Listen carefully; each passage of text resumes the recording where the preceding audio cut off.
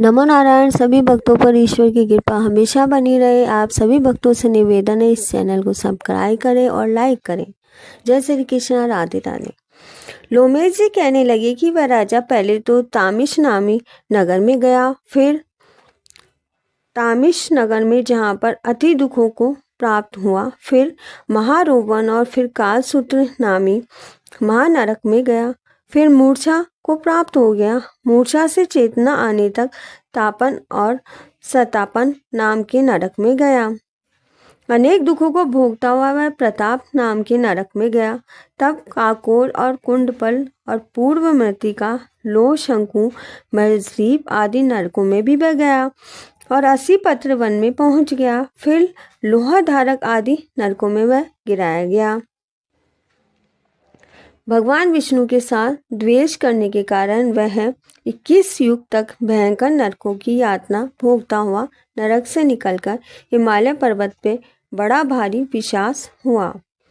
उस वन में वह भूखा और प्यासा फिरता रहा। उसको मेरु पर्वत पर भी कहीं खाने को कुछ भी नहीं भोजन मिला और न पीने को जल मिला।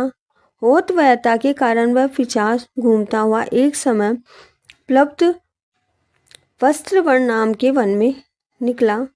बेहड़े वन के नीचे वह दुखी होकर हाय मैं मरा ऐसे शब्द जोर जोर से पुकारने लगा और कहने लगा कि भूख से दुखी मेरे इस जन्म का कब अंत होगा।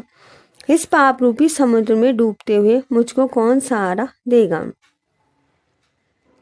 लोमेश जी कहने लगे कि इस प्रकार वेद पाठ करते हुए देवयुति ने उसके दुख भरे वचनों को सुना और वहां पर एक पिशाच को देखा, जिसकी लाल डरावनी आंखें, दुर्बल शरीर, काले काले ऊपर खड़े बाल, विकराल चेहरा, काला शरीर, लंबी सी जीवा बाहर निकले हुए थे, लंबे होठ, लंबी जांघें, लंबे लंबे पैर, सूखा चेहरा, आंखों से पड़े गड्ढे वाले पिशाच को देखकर देवयुति ने उससे पूछा कि तुम कौन हो और ऐसी करुणा से क्यों रोते हो? तुम्हारी ये दशा कैसे हुई है और तुम्हारा मैं क्या उपकार करूं? मेरे आश्रय पर आ जाने से कोई प्राणी दुखी नहीं रहता और वेश में लोग आनंद ही करते हैं। सो हे भद्र, तुम अपने इस दुख का कारण मुझसे जल्दी बताओ, क्योंकि विद्वान मनोरथ पाने के लिए विलंब नहीं करना चाहिए। ऐसे वचन सुनकर प्रेत रोना बंद करके विनीत भाव से कहने लगा कि हे देवीस, किसी बड़े पुण्य में मुझको आपके दर्शन हुए हैं। बिना पुण्य के साधुओं की संगति नहीं मिलती है। फिर उसने पहले जन्म का वृतांत कहा और फिर भगवान विष्णु के द्वेष के कारण मेरी यह दशा हुई है। जिस हरि का नाम यदि अंत समय में मनुष्य के मुख से निकल जाए तो मनुष्य विष्णु पद को प्राप्त हो जाता है। जो सबका पालन करता है उसी से मैंने द्वेष किया है। यह सब मेरे कर्मों का देश है, जिसकी ब्राह्मण तप द्वारा प्रार्थना करते हैं। ब्रह्मादि देवता, सनकादि ऋषि जिसको मुक्ति के लिए पूजते हैं, जो आदि मध्य और अंत में विश्व का विधाता और सनातन है, जिसका आदि मध्य और अंत नहीं है, उस भगवान के साथ मैं द्वेष किया है।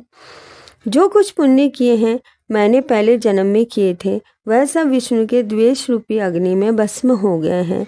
यदि किसी प्रकार मेरे इस पाप का नाश हो जाए तो मैं भगवान विष्णु के सिवाय किसी और देवता का पूजन नहीं करूंगा। विष्णु भगवान से द्वेष कर मैंने बहुत दिनों तक नरक की यातना भोगी और पिशाच योनि में पड़ा रहा हूँ। इस समय किसी अच्छे कर्म के योग से आपके आश्रम में मैं आया हूँ, जहाँ पर आपने सूर्य रूपी दर्शन ने मेरे दुख समान अंधकार को दूर कर दिया है। जब आप कोई ऐसा उपाय बताइए जिससे मेरी यह पिशाच योनि दूर हो, क्योंकि सज्जन पुरुष उपकार करने में देरी नहीं किया करते हैं। देवयुति कहने लगे कि हे माया देवता, मनुष्य असुर सबकी स्मृति को मोहित कर देती है, जिससे धर्म का नाश करने वाला द्वेष उत्पन्न हो जाता है। जगत के उत्पन्न करने तथा रक्षा करने और नाश करने वाले जो सब प्राणियों की आत्मा है, उनसे भी लोग द्वेष करते हैं। जिनके अर्पण करने से सभी कर्म सफल होते हैं, उनकी भक्ति से मुख मोड़ने वाले मूर्ख कौन सी गति को प्राप्त नहीं होते हैं। चारों वर्णों का वेदाकक्त हरि का भजन करना ही उत्तम है, अन्यथा कुमार्ग में चलने वाले मनुष्य नरक के गामी होते हैं। इसी कारण वेद विरुद्ध कर्मों को त्यागना चाहिए। अपनी बुद्धि से बचे हुए धर्म के मार्ग पर चलने से मनुष्य परलोक के पद का भी नाश करते हैं। वह वेद, देवांत और ब्राह्मणों की निंदा भी किया करते हैं। झूठे मन कल्पित शास्त्रों को मानने वाले नरक में जाते हैं। देवादिदेव विष्णु से विमुख होने वाले नरक में जाते हैं, जैसे द्रविड़ देश का राजा नरक में गया।